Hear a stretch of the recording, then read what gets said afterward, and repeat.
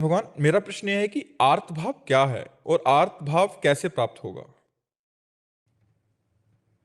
जब द्रौपदी जी को कोई सहयोगी नहीं मिला, न पति न भीष्म, और अपने भी बल का जब भरोसा नहीं रहा, तब वो आर्त भाव आया और उस आर्त भाव से पुकारा तो एक क्षण भी नहीं लगा। ये बाजू से वस्त्र नहीं हटा, भगवान यही वस्त्रावतार ले लिए। जब गजेंद्र का परिवार छोड़कर चला गया और बहुत वर्ष तक युद्ध करने पर वो थकित हो गया, अपना भी बल नहीं रहा, तब उसे आर्त भाव प्राप्त हुआ और वो हरि को पुकारा, सुनेरी मैंने निर्बल के बलराम। अपबल तपबल और बाहुबल, चौथो बल है दाम। शूर किशोर कृपाते सब बल, हारे को हरि नाम। जिसके अंदर ये बात आ गई कि मैं किसी योग्य नहीं, किसी काम का नहीं, अब तो केवल भगवान का ही भरोसा है, उसे आर्त भाव कहते हैं। वो आता है तृणादपि सुनीचेन से। अपने को तृण से भी नीचा समझे तो आर्त भाव आ जाएगा। दैन्य जो भगवान को बहुत प्रिय है, इसी में भगवान का प्रादुर्भाव होता है। दैन्य और आर्त ही भगवान के दरबार में प्रवेश पाता है।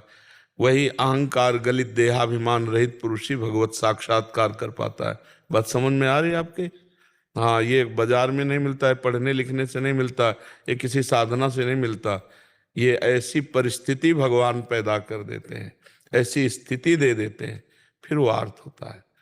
परम अकिंचन प्रिय हरि के रे, जिसको भगवान के सिवा कोई नहीं, उसके हृदय में आर्त भाव आता है। अगर अपना भी बल है तो आर्त भाव, तपस्या का बल है, भजन का बल है, ज्ञान का बल है, आर्त भाव नहीं आएगा। नहीं, हाँ, आर्त भाव तो बहुत बहुत ही दुर्लभ वस्तु है। आर्त भाव समस्त बलों का त्याग, फिर आर्त भाव आता है। वो किसी बिरले महाभागवत के हृदय में आता है। तो इसीलिए भजन किया जाता है कि धीरे धीरे हमारी अहंकार की वृत्ति गलित हो देहाभिमान की, और भगवान के भक्तों के चरणों में हमारी प्रीति हो जाए। बस इसी से आर्त भाव आएगा और तो अहंकार पुष्ट होता है। मैं 10 वर्ष से मौन हूं, मैं 20 वर्ष से फलाहार करता हूं, मैं अमुक तपस्या में, ये सब भगवान को, ये सब आर्त भाव, दैन्य भाव। यही दीन प्यारे वेद पुकारे, द्रवो सुश्री भगवाना। आर्त भाव बहुत सुंदर बात है। आर्त भाव, अपना भी बल न रह जाए, एकमात्र भगवान का बल, एक भरोसो, एक बल, एक आश विश्वास, यह है आर्त भाव। मात्र भगवान, केवल भगवान। समझ पा रहे हो बच्चे? जी। करण जी लुधियाना से। हरि भाई शर्मा जी को है। श्री हरिवंश महाराज जी। महाराज जी, हमें ये जीवन किसके लिए जीना चाहिए? प्रभु के लिए, प्रभु के लिए, सिर्फ प्रभु के लिए। अब जब प्रभु के लिए जियोगे तो प्रभु ने तुम्हें कर्तव्य कर्म दिया है। तुम किसी के भाई हो, किसी के पति बन सकते हो या बन गए हो, तुम किसी के पिता भी बनोगे, तुम्हारा किसी के प्रति पुत्र भाव भी है। अब इन सब धर्मों का पालन करो, प्रभु के बने हो तो। इन सब में प्रभु को देखकर अपने कर्तव्य का पालन करना, ये प्रभु के लिए जीना है। समझ रहे हैं ना? हम प्रभु के लिए गृहस्थ धर्म में हैं, हम प्रभु के लिए गृहस्थी का पालन करते हैं, हम प्रभु के परिवार का पोषण करने के लिए किसानी करते हैं, नौकरी करते हैं, व्यापार करते हैं, ये सब प्रभु के लिए हो जाएगा। और जो प्रभु के लिए कर्म करता है, प्रभु के भाव में रहता है, उसको प्रभु की प्राप्ति होती है। हमारे जीवन का लक्ष्य है, मानव जीवन का लक्ष्य है भगवत प्राप्ति, विषय भोग नहीं। जनेन्द्रिय रसेंद्रिय के भोग तो पशु पक्षी भी भोगते हैं। मनुष्य को चाहिए धर्मयुक्त भोगों को भोगते हुए भगवान को रिझा ले। ये जीवन भगवान के लिए है। जब भगवान के लिए जीवन हो जाता है, तब राष्ट्र सेवा, समाज सेवा बहुत अच्छी तरह से होती है, क्योंकि हम भगवत भाव से करते। सब में मेरे प्रभु विराजमान है, सब में मेरे कृष्ण विराजमान है। मत्ता परतरम नान्यत किंचिदस्ति धनंजय, मेरे सिवा और कुछ नहीं है। तो ये हम मान करके सबकी सेवा करते, माँ पिता भाई परिवार समाज राष्ट्र। वही सच्चा जीवन है जो प्रभु में है, जो प्रभु के लिए है। और प्रभु से विमुक्त तो फिर सब माया प्रपंच ही है नहीं? तो जीवन प्रभु के लिए है, अपना जीवन दूसरों के लिए है, दूसरे में भगवत भाव करके। ये बात जल्दी समझ में नहीं आती, अब बंधेगा। अब आवागमन का चक्र पुष्ट होगा। और जब मुक्त होना है तो तुदीयम वस्तु गोविंदम तुभ्यमेव समर्पय। ये तन मन प्राण बुद्धि हे गोविंद आपको समर्पित है, और जो मुझे अधिकार दिया है सेवा का वो आपको ही समझकर मैं सेवा कर रहा हूं। मुक्त हो जाएगा। बंधन और मोक्ष क्या? विषयाकार मन बंधन, भगवदाकार मन मोक्ष, सीधी बात है। तो हमारे जीवन का परम लक्ष्य है, परम धर्म है अच्युत भगवान में प्रीति हो जाना, निरंतर भगवद स्मृति में तन्मय हो जाना, हर कर्म भगवान को समर्पित कर देना, हर व्यक्ति वस्तु स्थान में भगवत भावना करना। आप समझ पा रहे हो? आपको कोई संशय? किसका प्रश्न था? आपको कोई संशय? महाराज जी, कई बार धाम आने के लिए, दर्शन के लिए ना कई जगह झूठ बोलना पड़ता है। जैसे कि माता पिता से संत भगवान। देखो, हमने एक बार भी नहीं कहा वृंदावन आओ। इसमें आपके उत्तर में बोला क्या? एक बार भी नहीं कहा। हमारी बात को समझ लो तो प्रश्न करने की जरूरत ही नहीं पड़ेगी। कहो सो कहा जहां प्रभु नहीं। अगर कभी साल 6 महीने में एक बार छूट मिल जाए, दर्शन कर जाओ वृंदावन के। नहीं, अपने भाव में रहोगे ना तो हम कह रहे हैं अमेरिका से वृंदावन देख सकते हो। बहुत मुश्किल है रहना, देह से भी दूर रहना बहुत मुश्किल है। हम कहते हैं अगर ऐसी स्थिति है तो वृंदावन झलकने लगेगा प्यारे। अगर ऐसी स्थिति की रहा नहीं जाता ना तो उद्धव जी ने यही समझा था कि गोपियां जो है भगवान से दूर हैं, भगवान के तत्व को नहीं जानती। जब नजदीक आए तो देखा विरह की ऐसी अवस्था जिसमें मिलन और वियोग दोनों एक साथ देख रहे, तब समझा हमारा ज्ञान इनकी स्थिति में प्रवेश नहीं कर पाएगा। तब चरण धूलि की वंदना की, वंदे नंद ब्रज स्त्री राम पाद रेणु में भीक्ष्म सा। तो इसलिए बच्चा, हमें लगता है कर्तव्य से मुख मोड़कर भागना ठीक नहीं है, अपने कर्तव्य का पालन करते हुए चिंतन करना ठीक है। वृंदावन को चिंतवन यह दीप उर्वारी, कोटि जन्म के अघ तमय काटि करे उजियारी। करोड़ों जन्मों के पापों का नाश कर देता है जब वृंदावन का चिंतन। देखो, अपने पास एक कैमरा है, ध्यान से आप यहाँ आओ, ध्यान से यमुना जी जाओ, ध्यान से बिहारी जी, राधा रमण, राधा वल्लभ जी के दर्शन करो, और एक बार ध्यान से परिक्रमा करो। फिर रोज यही कर सकते हो, 5 मिनट में सब कर सकते हो। 5 मिनट में वृंदावन की परिक्रमा लगा सकते हो, और वो ऐसे ही पुण्य मिलेगा जैसे शरीर से लगाओगे। वृंदावन को चिंतवन यह है दीप और बार। और आजकल यंत्र चल गए हैं, कथा सुनो, सत्संग सुनो, गंदी बातें मोबाइल से मत देखो। दूर रहते हुए भी तुम भगवता आनंद में मस्त रहोगे। ऐसा थोड़ी कि जो वृंदावन रहे वही भक्ति का आनंद लेगा, जो बाहर रहे वो भक्ति का आनंद नहीं लेगा। ऐसा नहीं बच्चा। कितने लोग वृंदावन रह सकते हैं? अपने भारतवासी करोड़ों की अरबों की संख्या में 1 अरब 40 करोड़। 40 करोड़ के लगभग होंगे। नहीं, कैसे रह पाएंगे? तो जो जहां है वहीं से भक्ति करेगा। कभी कभी आके वृंदावन दर्शन कर ले। आप विकल मत हो, अंदर की विकलता बढ़ाओ प्रभु के मिलन की। वहीं वृंदावन, जहां आप हो वहीं वृंदावन प्रकाशित हो जाएगा। वृंदावन कोई जड़ देश नहीं है, ये सब चिन्मय है, चिदानंदमय है। तो इसलिए हम लोग प्राकृतिक दिमाग से, हम कहते हैं जिनको समय मिले आओ वृंदावन, दर्शन करो, निरपराध व्यतीत करो 2 दिन 3 दिन। अपराध करो वृंदावन वास करके तो भक्ति बिल्कुल नहीं रहेगी। ये दिव्य धाम है, इसलिए महापुरुषों ने तो छांट छांट के वृंदावन भेजा, नहीं तो फिर रोक दिया है। जैसे महाप्रभु चैतन्य देव ना, नीलांचल से छांट छांट के छटे हुए महापुरुष सब दिव्य, चलो वृंदावन। आप स्वयं करुणा करके सबका उद्धार करते हुए जगत पाल, यहाँ उन्हीं को भेजा है जो एकदम चरम सीमा में समर्पित महापुरुष हुए। क्योंकि जैसे यहाँ का भजन जोरदार, ऐसे यहाँ का अपराध भी जोरदार। अगर यहाँ अपराध किया, मान लो जैसे लोग बाहर से आए, होटल ले लिए और वही विलासिता संसार की, बिल्कुल नरक जाने का रास्ता है।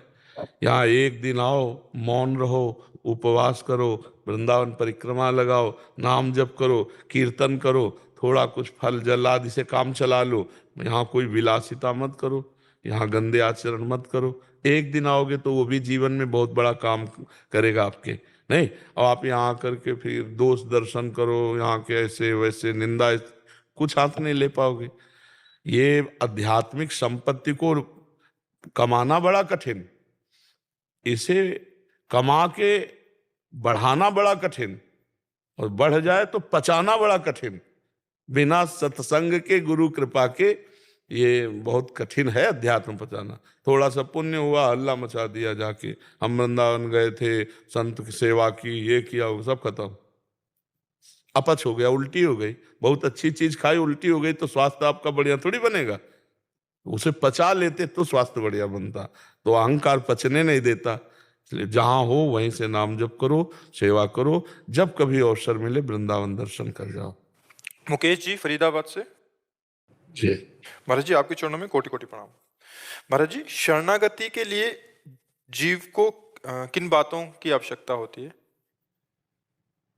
असल बात शरणागति तभी होती है जब हम अपने को किसी योग्य नहीं समझते। चलो दोनों सेनाओं के मध्य में रथ को खड़ा करो, अर्जुन जी आज्ञा करते हैं, भगवान सारथी बने रथ ले। अब भगवान कहते हैं देख, ये ही भगवान ने कहा देख, अब देखा तो ये सब भाई बंधु रिश्ते नातेदार सब थे। अब अर्जुन कांपने लगे। कार्पण्य दोषो प्रहत स्वभावा पृच्छामि त्वाम धर्म सम्मूढ़ चेता। जब अपने को पता चल गया कि मैं किसी योग्य नहीं हूं, तभी तो भगवान से कहते हैं शिष्यस्तेहम साधिमाम प्रपन्नम। प्रपन्न मतलब शरणागति। जब जीव देख लेता है कि अब हम किसी योग्य नहीं, तो भगवान की जब रावण ने लात मारी, विभीषण जी उनसे बोले तुम पितु सरिस भले ही मोहि मारा, राम भजे हित नाथ तुम्हारा। फिर वो क्रोधित हुआ तो क्या हुआ? अब रावण ने लात मार दी, लंकाधिपति अब लंका में रहने नहीं देगा, और द्रोही मान लिया उसने। तब अब कोई सहयोगी नहीं, कोई सहारा नहीं, तो भगवान की शरणागति हो गई कि नहीं विभीषण जी की? सुग्रीव जी को बाली ने बहुत मारा। अब वो कोई सहयोगी सुग्रीव जी का नहीं था। जब हनुमान जी राम जी से मिला है तो पक्की शरणागति हो गई उनके हृदय में। अगर हमें किसी बल का सहारा है तो प्रपत्ति होना बहुत कठिन होता है, शरणागत होना बड़ा कठिन। वो ऐसे भी देखो, कोई आदमी सरेंडर कब होता है? सरकार के सामने, जब ना एक गोली रह जाती है और जब पता है कि अब मारे गए, ऐसे हो जाता है ना। तो ऐसे शरणागति असलियत में भगवान करवाते हैं। जब किसी काम का नहीं रहता भी तो ऐसे वाचिक शरणागति है। बहुत क्रियात्मक भी कोई बहुत विवेकी कर सकता है, नहीं तो अपने मनोरंजन की भगवत विमुख चेष्टाएं भी करता रहता है। स्वयं से शरणागति होना बहुत बड़ी बात। जो ही स्वयं से शरणागति होगी तो निश्चिंत हो जाएगा जीव, निशोक हो जाएगा। वो स्थिति कैसे आएगी? तो भगवान से रो, प्रार्थना करो कि नाथ मुझे अपनी शरण में ले लो, और नाम जप करो। नाम जप से हृदय द्रवित होता चला जाएगा, हमारा हृदय निर्मल होगा, पाप और पाप की प्रवृत्तियों का नाश होगा, भगवान की शरणागति पक्की हो जाएगी। नाम जप करो और कभी कभी रो रो के पुकारो। हमको तो एक ही रास्ता समझ में आया है, सब नियम संयम भगवान ने तो बताए ही है। भगवान से एकांत में प्रार्थना करना, प्रार्थना से भगवान का अवतार हो गया। जय जय सूर्यनायक जन सुखदायक, जो प्रार्थना हुई ना, भगवान का अवतार। सब संत महात्मा ऋषि मुनि मिलकर भगवान आदि, जब शंकर जी आदि प्रार्थना किए तो सच्चिदानंद भगवान का अवतार हो गया। देवता आदि जब प्रार्थना, तो हम प्रार्थना करें एकांत में भगवान से कि हे प्रभु, जो सद्गुण आपको प्रिय हैं वो हमारे में दे दीजिए, जो आचरण हमारे आपको अप्रिय लगते हैं नाथ मुझे सामर्थ्य दो कि मैं उनका त्याग करूं। श्री कृष्ण अनुकूलेन प्रतिकूलस्य विसर्जनम। श्री कृष्ण के अनुकूल आचरण हो, प्रतिकूलता का त्याग हो, पूर्ण रूप से त्याग हो, ये भरोसा दृढ़ हो कि भगवान मेरे, मैं भगवान के। नाम जब बिना भगवान को भोग लगाए कोई पदार्थ मत पाओ, चाहे पानी ही क्यों ना हो, और किसी की निंदा मत करो, किसी से द्वेष मत करो, अभी शरणागति आने लगेगी। इसको सुनना, इसको कई बार सुनना, तब समझ में आएगा। राधा नाम जब करता हूँ निरंतर, और भगवान निरंतर ऐसे मत बोलो, हमारे सामने वही बात बोलो जो निरंतर शब्द प्रयास करता हूं। हाँ, ऐसे बोलो। सारे समझते हुए सारे कार्य करता हूँ, लेकिन फिर भी चारों तरफ से माया जो है वो गिराती रहती है, कुछ ना कुछ कुछ ना कुछ। हमें लगता है, देखो हमें लगता है, बहुत धैर्य से समझो, आज तक हमने माया नहीं देखी, अपनी वासनाएं देखी है, उसी को तो माया कह लो।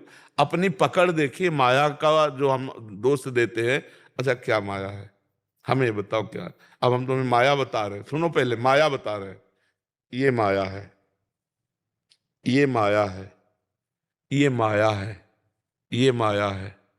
क्या ये तुम्हारे विरोध में है? माया का पक्ष अगर देखो तो तुम्हें आनंद प्रदान करने वाली माया है नहीं? ये भोजन, भगवान को भोग लगा के प्रसाद पाते हैं। संतानोत्पत्ति के लिए गृहस्थ में अगर आप काम भोग करते हो ना, तो वो धर्ममय भगवान का ही स्वरूप है। क्या माया है? जब हम अपनी वासना से प्रेरित होकर गलत ढंग शास्त्र प्रमाण से बिलक चलते हैं, तब वही फिर हमारे लिए माया हो गई। जैसे आप समझो, ये हमारा पुलिस डिपार्टमेंट है, अगर हम अनुकूल चलते हैं कानून के तो ये हमारा सहयोग करते हैं, पक्का सहयोग करते हैं। अगर आपको भय है कि वहां तक जाने में हमें भय, तो वो आपको छोड़ने आएंगे, ऐसी व्यवस्था। और अगर आप कानून के खिलाफ हो तो वही डंडा चलाएंगे कि नहीं? अगर आप भगवान के अनुकूल हो तो सब आपके अनुकूल हो जाएंगे। जहां पर कृपा राम की हुई, ता पर कृपा करे सब कोई। चारों तरफ से माया क्या घसीटे, हमें ये बताओ, कौन सी माया है जो हमको परेशान करती है? हमारी वासना, सिर्फ हमारी वासना। इच्छा रहित पुरुष माया मुक्त, और इच्छा ही माया है, कामना ही माया है, वासना ही माया है। अब जब कामना की पूर्ति नहीं होती तो क्रोध आ जाता है, कामना की पूर्ति होती तो लोभ आ जाता है, और दोनों बुद्धि को भ्रष्ट कर देते हैं। माया कहाँ है? मां माने नहीं या माने जो, जो है ही नहीं उसी का नाम माया है। भगवान है, माया नहीं है। इसलिए नाम जप करो। जो समस्याएं आ रही, जो विपत्तियां आ रही हैं, जो संकट आ रहे हैं, वो हमारे अपवित्र किए हुए जो अंतःकरण, उसको पवित्र कर रहे हैं। जो हमने पूर्व में अपवित्र अंतःकरण के आचरण किए ना, उसको पवित्र किया जा रहा है। माया नहीं है, भक्त के सामने माया नहीं। नहीं, हमें आप एक उदाहरण दो कि ये माया है, बताओ। कोई काम, क्रोध, लोभ, ये सब आते रहते, नाम जब चलता रहता फिर भी ये परेशान। हाँ हाँ, आप चिंता मत करो, या आपको परेशान नहीं करते। पहली बात है, आप में आते ही नहीं है। विश्वास मानो जो हम कह रहे हैं, ये अंतःकरण में आते हैं। जो अंतःकरण में मन, बुद्धि, चित्त, अहंकार है ना, इसका आक्रमण वहां होता है, आप में नहीं। पहली बात तो समझ लो, आप निर्विकार भगवान के अंश हैं। भगवान कहते हैं ना ममैवांशो, तो भगवान का अंश कैसा है? गोस्वामी तुलसीदास जी कहते हैं, ईश्वर अंश जीव अविनाशी, चेतन अमल सहज सुख राशि। अमल माने निर्विकार, अपना स्वरूप निर्विकार है। हमने क्या किया कि अंतःकरण में इतना ममत्व कर लिया कि उसमें जो बात होती है वो मैं अपने में मान लेता हूं, इसीलिए मैं हार जाता हूं। अगर साक्षी भाव से देखो तो अंतःकरण इसलिए जल रहा है कि उसने पाप किए हैं, अब वो पवित्र हो रहा है। जैसे सोना तपाने से पवित्र, तो आप उसे सह जाओ, विचलित मत हो। आप में जलन नहीं है, जलन मन में हो रही है। अंतःकरण, आप उसके दृष्टा हैं, देखने वाले। नाम जप करते हुए सह जाओ तो सहत सहत बाढ़ है भगति, गृह तन गुरुहित गात, वो महान भक्तिवान बन जाएगा। और भगवान ने भी कहा, जो इन व्यथा इंद्री मन से प्रकट होती है ना, बड़ी जलन, उसको सह जाता है, वो अमर पद को प्राप्त होता है। यम ही न व्यथ्यन्ते ते पुरुषम पुरुषर्षभ सम दुखा सुखाधीरम सोमृतत्वाय कल्पते, वो अमृत पद का अधिकारी हो जाता है। तो भाई इसमें सहना पड़ेगा। थोड़ा मार्ग है जो जलन युक्त है, इसके बाद शीतलता ही है, और संसार का मार्ग है सदैव जलन बढ़ती ही चली जाएगी, इसमें कहीं शीतलता नहीं है। काम क्रोध आदि मन पर आक्रमण करते हैं। और जैसे आपके घर में कोई आवे तो आप उसका आदर मत करो, वो अपने आप आना बंद कर देगा। आदर है काम के अनुसार क्रीड़ा करना, काम के अनुसार चिंतन, चेष्टा, संकल्प, विकल्प, ये उसका आदर हो गया काम का। काम का अनादर कर दो, न कोई चेष्टा, न कोई चिंतन, राधा राधा राधा राधा। अब वो जलाएगा कि मेरी बात सुनो, ये दृश्य देखो, उसमें बड़ा सुख है, बस इस बात को तुम काट दो, पूरी जिंदगी हो जाती है। इन्हीं भोगों को भोगते हुए यदि सुख होता तो सब तृप्त हो जाते, बार बार वही तृष्णा वही वासना, नहीं तेरी बात नहीं मानेंगे, ऐसे मन से लड़ा भी जाता है। कभी कभी मन को फुसला दिया जाता है, जैसे अनुकूल भोग मांग रहा है, हाँ ठीक है भाई बनवाओ, अगर समोसा चटनी बन जाए तो ठाकुर जी को पवाओ और पवा दो मन को। गलत बात में इससे लड़ा जाता है और इसके सही से आज वृंदावन चलो, हाँ चलो, आज सत्संग सुनते हैं, हाँ सुनो, अच्छी बात में इसको सपोर्ट करो और गलत बात में इसके धिक्कार दो, इससे लड़ो, थोड़े दिन में धीरे धीरे आपके अनुकूल होता जाएगा। जैसे देखो, जो मन आपको कष्ट देता है भजन में नहीं लगता, आज अगर हम तुम्हें अपनी कसम खवाएं कि अभी से लेके शाम तक एक बार भी राधा नहीं निकलना चाहिए, तो क्या आप रह सकते हो ऐसे? तो इसका मतलब मन ने भजन पकड़ा ना, आप समझो, मन ने भजन पकड़ा ना, कुछ तो पकड़ा ना। पूरा जिस दिन पकड़ लेगा उस दिन इसी जगह आप आकर के कहोगे कि बहुत आनंद है, अब हमें कुछ नहीं चाहिए, हमें बहुत सुख मिल रहा है। बस आप समझ लो हमारी बात को, मन ने पकड़ लिया है, पूरा पकड़ाना है, पूरा राधा नाम मन में भर देना है। इसलिए जहां वो गंदी बातें निकले वो आती नहीं है, उस समय आप उसको सपोर्ट मत देना, वो खत्म हो डिलीट हो रहे। जो आप नाम जप कर रहे हो, हरि नाम, जो भी नाम जप करे, तो नाम जप क्या करता है, मन को निर्मल करता है। तो मन में छुपी हुई जो वासनाएं ना, जब ऐसे देखो नहीं आएंगी, और जहां एकाग्र होकर नाम जब शुरू किया तो निकलना शुरू हो जाएंगे, वो डिलीट हो रहे, वो नष्ट हो रहे। अनंत जन्मों की चिप है मन, अगर इसी जन्म में डिलीट हो जाए तो बहुत बड़ी बात है। अनंत जन्मों की उसमें चिप है, और एक डिलीटर है वो जो जल्दी सबकी समझ में नहीं आता है। मैं शरीर नहीं हूं, मैं स्थूल सूक्ष्म कारण नहीं हूं, जड़ से उड़ा दे, सारी वासनाओं को उड़ा दे, ब्रह्मविद ब्रह्म ही भवति,